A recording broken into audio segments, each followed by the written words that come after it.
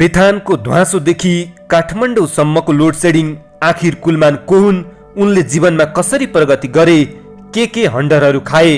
रामेछापको दुर्गममा अवस्थित सरकारी स्कुलमा पढेको एकजना सामान्य किसानको छोरो अहिले नेपाली जनताको मनमुटुमा बास बस्न सफल भएको छ। देशलाई लोड सेडिङबाट मुक्त गराएर सबैको घरमा उज्यालो भित्र्याउने अभियन्ता कुलमान घिसिङ विद्यालय पढ्दाको अनुभव यसरी स्मरण गर्छन्। गाउँमा टुक्की बालेर पढ्थे, राति अबेरसम्म टुक्की छेउमा बसेर पढ्दा नाकमा कालो ध्वाँसो बसेको हुन्थ्यो। अहिले काठमाडौँलाई लोड सेडिङ मुक्त गराएर चर्चा कमाएका कुलमान भन्छन्, मैले काठमाडौँ आएपछि नै हो बिजुली देखेको। विद्यालयमा सधैँ प्रथम हुने कुलमानले जब काठमाडौँमा आएर बिजुली देखे तब उनले कसम खाए, मेरो बेथान गाउँमा पनि यसै गरी बिजुली बाल्छु। अहिले उनले बेथानमा बिजुली बालिसकेका छन् र बेथान मात्र होइन, देशैभरि उज्यालो बनाउने अभियन्ता बनेका छन् उनी। कुलमान घिसिङको केही वर्ष पहिलेको दैनिकी नेपाल विद्युत प्राधिकरणमा हाजिर गर्ने र घर जाने मात्रै थियो। चिलेमेबाट केन्द्रमा तानिएपछि उनलाई प्राधिकरणले कुनै जिम्मेवारी नै दिएन। तर जब उनी कार्यकारी निर्देशक बनेर आए, उनले आफूले के गर्न सक्छु भनेर देखाइसकेका छन्। कुलमानले थालेको लोड सेडिङ मुक्त अभियानले चौतर्फी प्रशंसा पाइरहेको छ। आखिर को हुन् त कुलमान? कुलमानको प्राथमिक शिक्षा गाउँमै बित्यो। उनी सधैँ स्कुल फर्स्ट हुन्थे। 5 कक्षा पास गरेपछि उनी दाईहरूसँग काठमाडौँ आए। उनका दाजु बानेश्वरमा बस्थे र थाङ्काको व्यवसाय गर्थे। काठमाडौँ आएपछि कुलमानलाई उनका दाजुहरूले झोचेको सरकारी स्कुल बालसेवा माध्यमिक विद्यालयमा कक्षा 7 मा भर्ना गरिदिए। कुलमान त्यहाँ पनि प्रथम नै भए। तर सेकेन्ड बोय सिद्धार्थ वनस्थली गएपछि शिक्षकहरूले नै उनलाई यति राम्रो पढाइ भएको केटो बोर्डिङ स्कुलतिरै जानु राम्रो भन्ने सुझाव दिए। दाजुहरूले उनलाई अमराज बोर्डिङमा भर्ना गरिदिए। कुलमान त्यहाँ पनि फर्स्ट नै भए। जुन विद्यालयमा गए पनि सधैँ फर्स्ट हुने जादु के थियो? कुलमानले हाँस्दै भने, मेरो मेहनत हो। एसएलसीमा धेरैले कुलमान बोर्डमा पढ्ने आश गरेका थिए। उनका सेकेन्ड बोय महेश ढकाल भने बोर्डमा पढे, तर कुलमानको 4 नम्बर पुगेन। त्यसपछि उनले अस्कल क्याम्पसबाट आइएसई गरे। त्यसपछि उनी छात्रवृत्तिमा भारतमा पढ्न गए। जमशेदपुरबाट सन् 1994 मा बीएससी इलेक्ट्रिकल इन्जिनियर गरेपछि करिब 2051 तिर उनी स्वदेश फर्केर नेपाल विद्युत प्राधिकरणमा 7औं तहको इन्जिनियरको जागिरे भए। काम गर्दै पढ्ने क्रममा पुल्चोक इन्जिनियरिङ क्याम्पसबाट पावर सिस्टम इन्जिनियरिङमा मास्टर्स गरे। कुलमानले integrated resource planning with demand side म्यानेजमेन्टमा थेसिस गरेका थिए।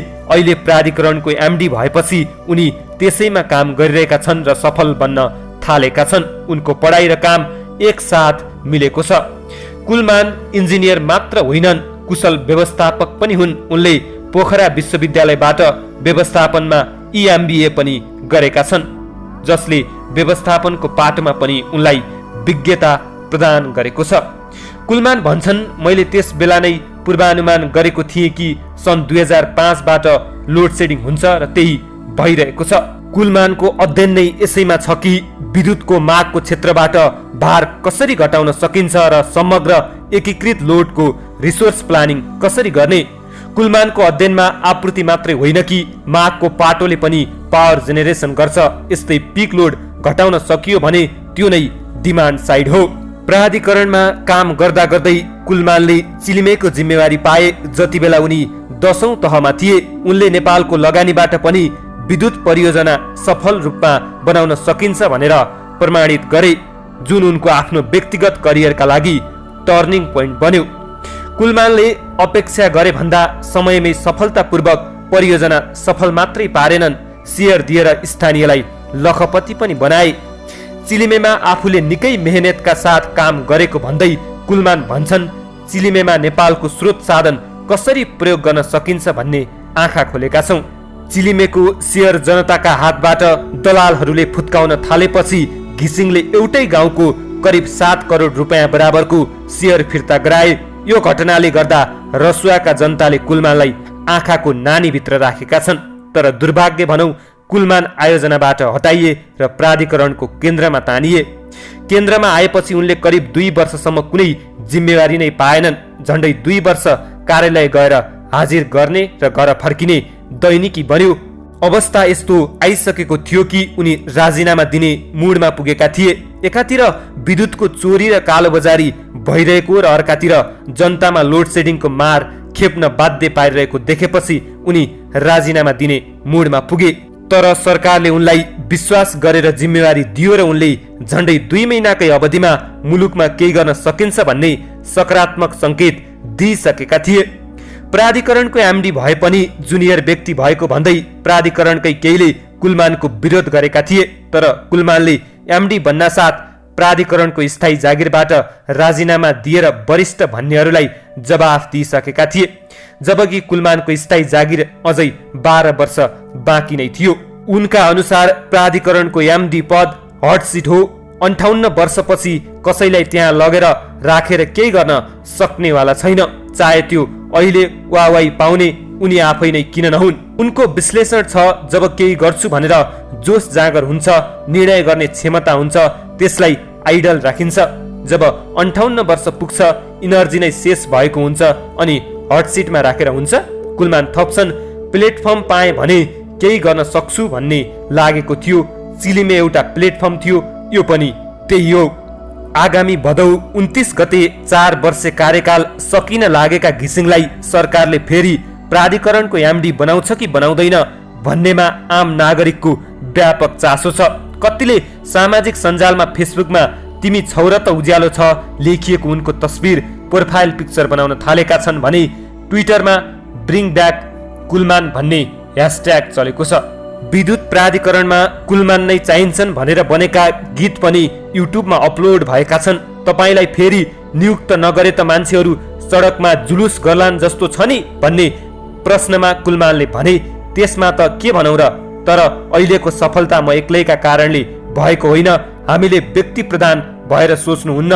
सबैको सहयोगले लोड सेडिङ हटाउन सम्भव भएको हो। उनले प्राधिकरणको संरचना र स्रोतको परिचालनमा आफूले इमानदारीका साथ काम मात्र गरेको बताए।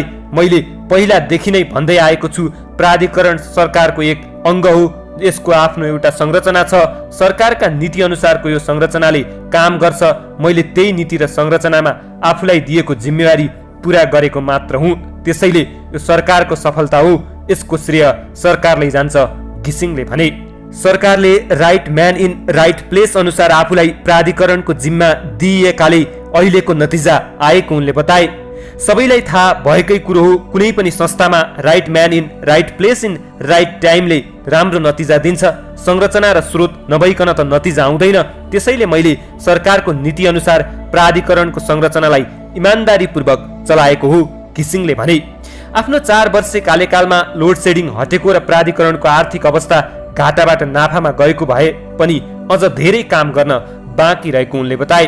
तपाईको पुननियुक्ति हुन्छ त भन्ने प्रश्नमा घिसिङले भने, यसमा त म कुनै प्रतिक्रिया दिन चाहन्न, किनकि यो नितान्त सरकारले निर्णय गर्ने विषय हो।